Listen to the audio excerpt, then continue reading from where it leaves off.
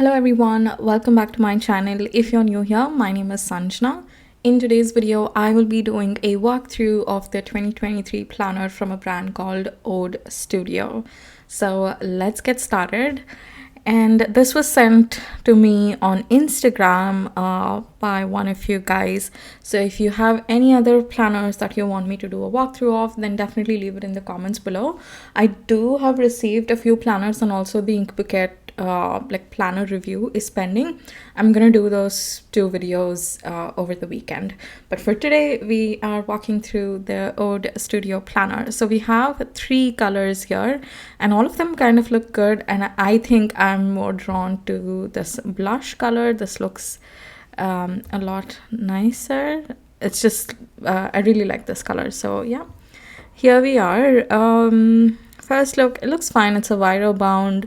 It looks like it's pretty minimal, and also there's some, like, you can add your name, I guess.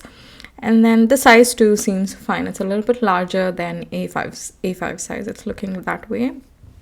Then this looks like a monthly dashboard.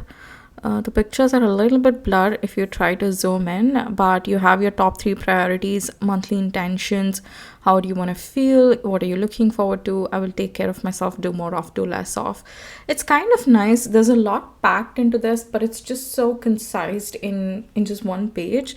I really like that. Sometimes I do feel like for certain sections there's just unnecessary space, and if you're not careful, you might start adding pressure on you to add a lot of it to fill that space. So it's nice that it's all compact and you can just add a few points and you'll be good. Then here you have a yearly overview calendar, but this is a Sunday start. Then you have some yearly collection pages, so yearly to-dos. Then you have my 2023 story.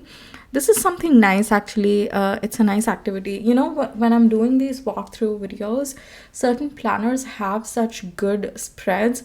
I think I should just start making notes of all of these all of the good spreads, so that if you're not going to buy this planner, or if you're going to buy this one and you have liked a spread, let's say from Odd Giraffe Planner, you can probably try to create that spread in the notes pages or something. So that is quite nice. I should start writing these things down. Next time whenever I do these videos, I'll have a notepad with me to make notes. Then you have your goal setting page. So what your goal is, what are the steps that you're gonna take in order to reach that, and whether you have done it or not. So like a checklist column. This is quite good too. Then looks like this is you'll get a monthly cover page and then a monthly dashboard. Trust the timing of new beginnings.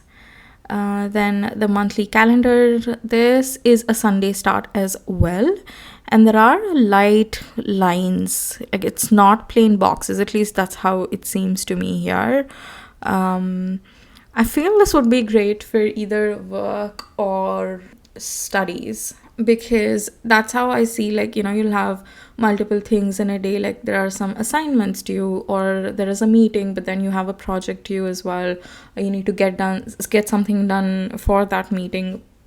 So it'll be nice to have lines and write them one below the other. You can color code it. I used to use stickers to color code stuff, but I didn't have if I didn't have stickers, I would have probably used different colored pens. Muji has a good collection. I bought their entire 12 pen collection. So it comes in a pouch and you have 12 different colors. So I'm really enjoying to use them even in journaling, and it's a nice activity. Okay, then you have the weekly spread. So you have Monday to Friday, wherein you have some lined section. Then you have a to-do list section. Best part of the day, rate your day. It's a pretty elaborative weekly section.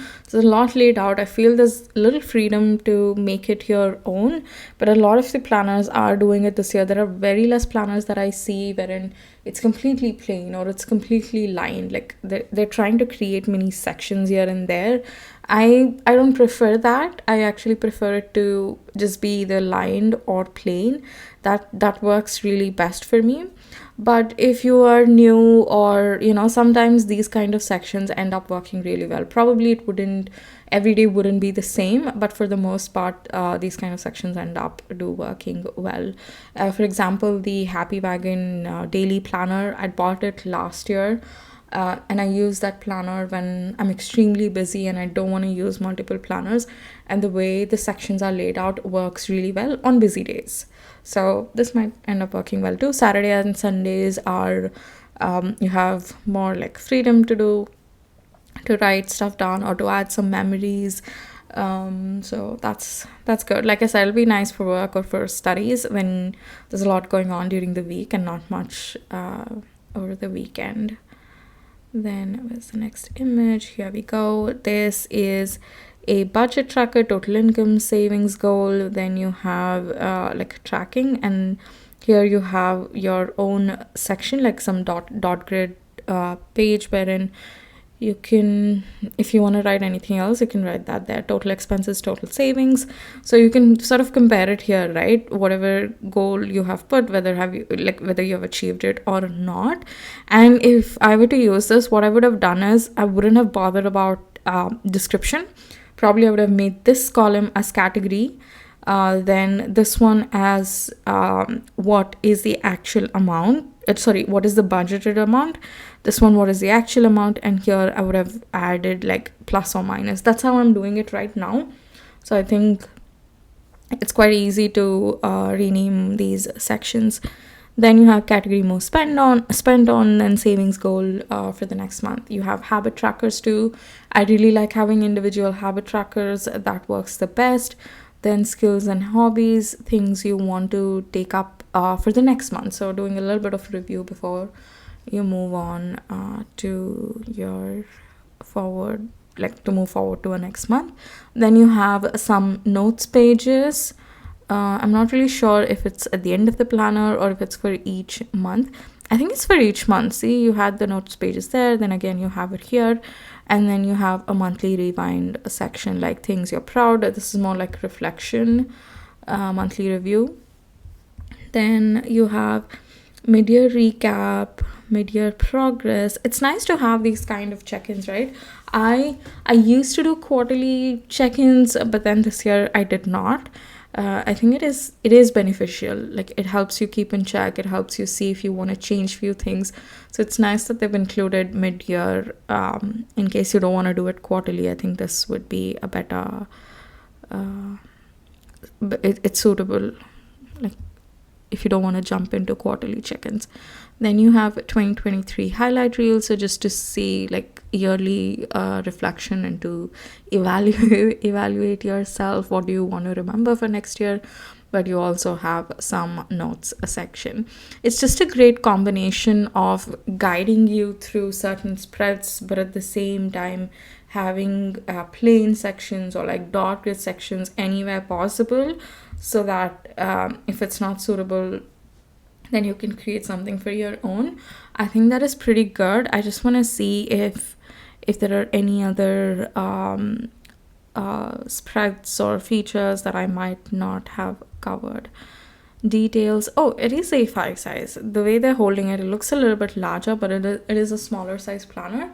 And many brands have this year, I think, moved towards A5.